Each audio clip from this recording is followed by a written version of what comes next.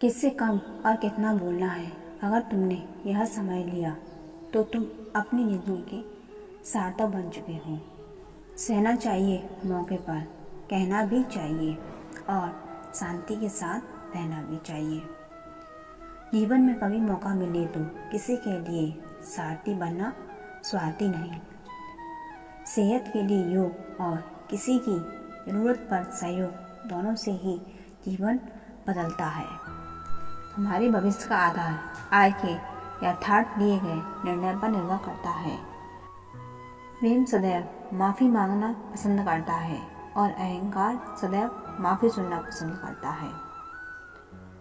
धर्म से भरा हृदय धर्म का परामर्श देता है और अधर्म से भरा हृदय अधर्म का परामर्श देता है।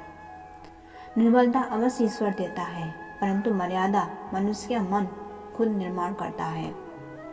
इंसान इसलिए दुखी नहीं है कि वह ईश्वर को नहीं मानता। इंसान इसलिए दुखी है क्योंकि वह ईश्वर ही नहीं मानता। रिश्तों में अपेक्षा ही कमजोर बनाती है। अपेक्षा तो स्वयं मस्तिष्क में जन्म लेती है। संदेह की स्याही से संबंध के पृष्ठ पर कभी शुभ अंकित नहीं होता। इसलिए अपने विचार और संबंधों का आधार दोनों ही शुभ रखें। गति के लिए चरणों पर ध्यान देना आवश्यक है, किंतु प्रकृति के लिए सदैव आचरण पर ही ध्यान देना चाहिए। मित्र शब्द को प्रथम उच्चारण करने वाला व्यक्ति मित्रता के लिए सबसे ज़्यादा प्रतिबद्ध और समर्पित होना चाहिए। वे मूर्ख हैं जो प्रेम को बकवास कहते हैं। प्रेम इस संसार की मूल है, इसी से संसार बना है। दगा किसी का सगा नहीं होता। जहाँ मतलब खत्म होता है वहाँ दगा की शुरुआत होती है। इंसान को उसके कर्म नहीं, कर्म के पीछे की इच्छा माने रखती है, क्योंकि इच्छाओं के कारण ही कर्म निर्मित होता है। किसी जीव को कष्ट देकर तुम मुझे खुश कैसे कर सकते हो। रिश्तों में नियमित दूरियां रिश्तों को जोड़ती हैं और अनियमित दूरियां रिश्तों को तोड़ती हैं।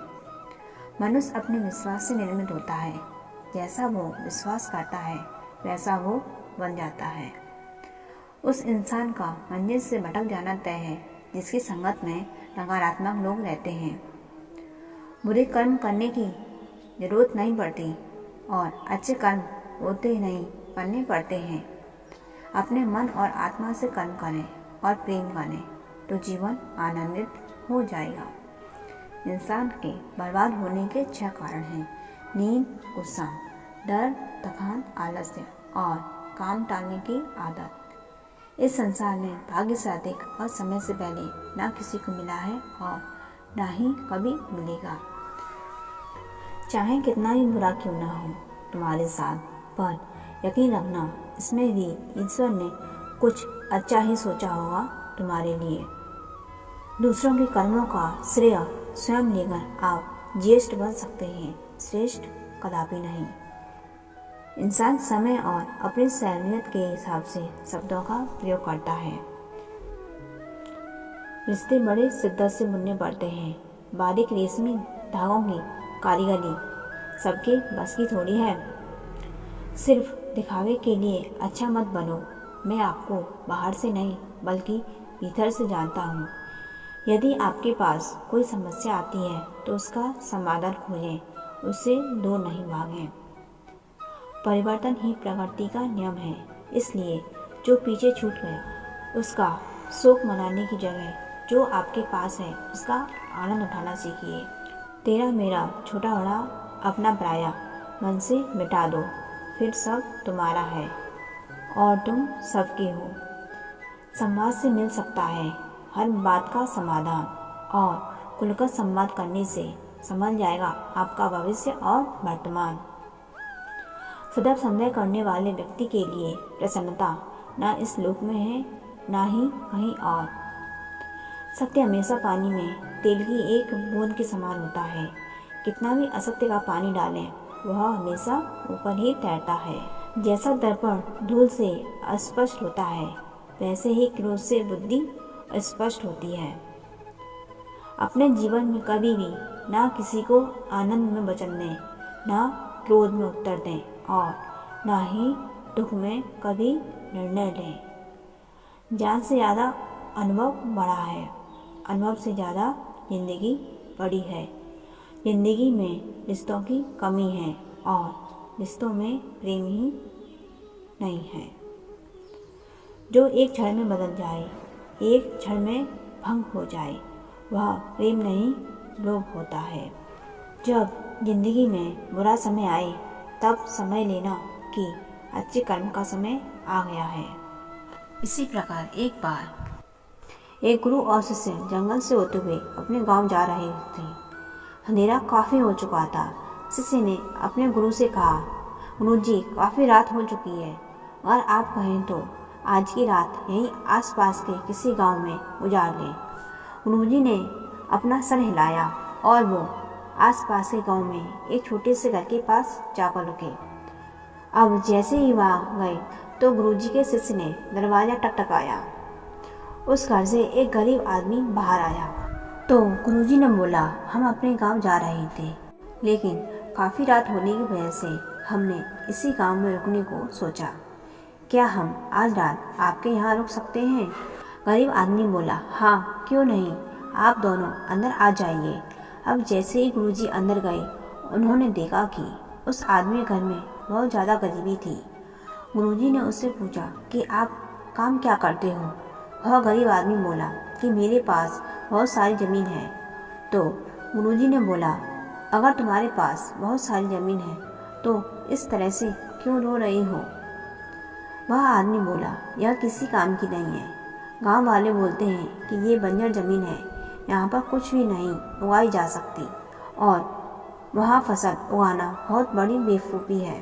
गुरुजी ने बोला कि तुम्हारा गुजारा कैसे होता है? उसने बोला कि मेरे पास एक भैंस है जिससे मेरा पूरा घर चलता है। ये सुनने के बाद गुरुजी सो जाते हैं और रात में जब सब सो रहे होते हैं तब गुरुजी अपने शिष्य को उठाते हैं और उस गरीब आदमी की भैंस लेकर अपने गांव चले जाते हैं। शिष्य अपने गुरु से पूछता है कि गुरुजी, कहीं आप ये गलत तो नहीं कर रहे हैं? उस गरीब आदमी की रोजी रोटी इसी भैंस की वजह चलती है। तो गुरुजी ने अपने शिष्य की तरफ देखते हैं और मुस्कुराते हुए आगे बढ़ जाते हैं। उस बात को तकरीबन 10 साल गुजर जाते हैं और जो गुरु का शिष्य था वह बहुत बड़ा गुरु बन चुका था। तो एक दिन उन्हें उस गरीब आदमी की याद आती है कि मेरे गुरु जी ने उस आदमी के साथ अच्छा नहीं किया था। मुझे एक बार चलकर देखना चाहिए कि वह आदमी अब किस परिस्थिति में है।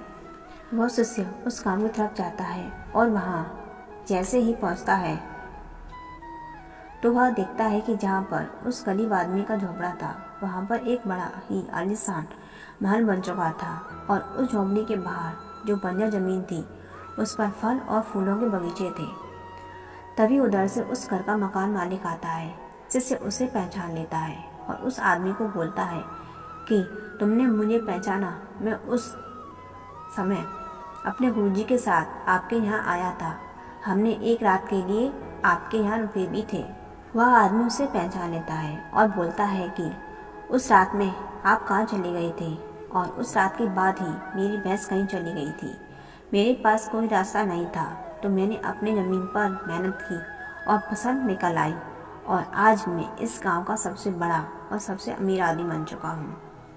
ये सुनने के बाद शिष्य के आंखों में अपने गुरुजी के लिए आंसू आ गए और उसे ये बात समझ आ गई और वो रोने लगा। इस कहानी से हमें ये सीख मिलती है कि हमारे अंदर ऐसी बहुत सी टैलेंट छुपी होती है, लेकिन हमें कोई ना कोई चीज़ रोक देती है। वो आपकी फैमिली वाले भी हो सकते हैं, आपके लिए जॉब भी हो सकती है, कुछ और भी हो सकता है। देखिए, आपके पास भी तो भैंस की जैसी कोई दूसरी चीज़ तो नहीं है जिसने आपको आगे बढ़ने से रोक रखा है।